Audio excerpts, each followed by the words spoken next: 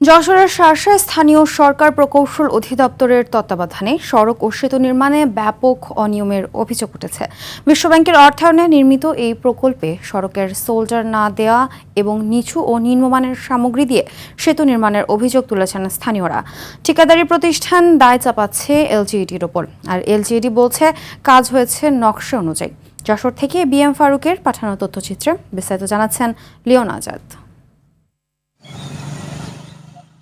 যশোরের শার্শার কামারবাড়ি মোড় থেকে কাশীপুর পর্যন্ত 17 কিলোমিটারের এই দীর্ঘ পথ প্রায় 67 কোটি টাকা ব্যয়ে বিশ্ব ব্যাংকের অর্থায়নে সংস্কার করা হয়েছে এই গুরুত্বপূর্ণ সড়কটি। নির্ধারিত সময়ের মধ্যে কাজ শেষ হওয়ার কথা থাকলেও দৃশ্যমান অনিয়মে ক্ষুব্ধ স্থানীয়রা। অভিযোগ উঠেছে সড়কের দুই পাশে নিয়ম অনুযায়ী মাটির সোল্ডার ও প্যালাসাইডিং না করেই কাজ সম্পূর্ণ দেখানোর।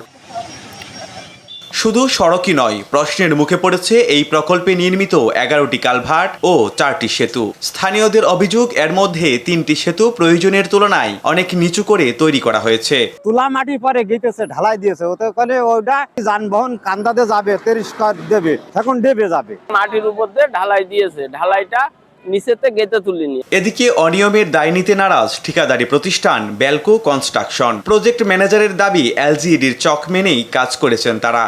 জড়িত জানেন, এলাকার লোকজন তারা একটা কনসার্ট, ঠিক আছে, যাদের জায়গা জমি আছে তারা একটা কনসার্ট, উপজেলা একটা কনসার্ট, এরপরে আছে কনসার্ট, তারপর হলো পিডিও অফিস, এক্সেল অফিস, সব মিলে আমাদের এই কন্ট্রাক্টরে আগমন ভীষণ বাসে।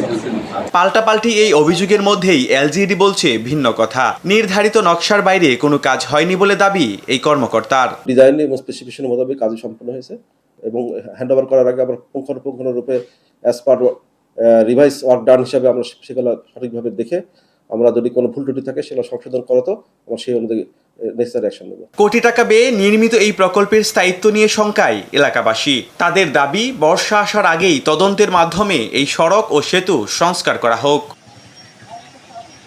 Leone Azad, RTV।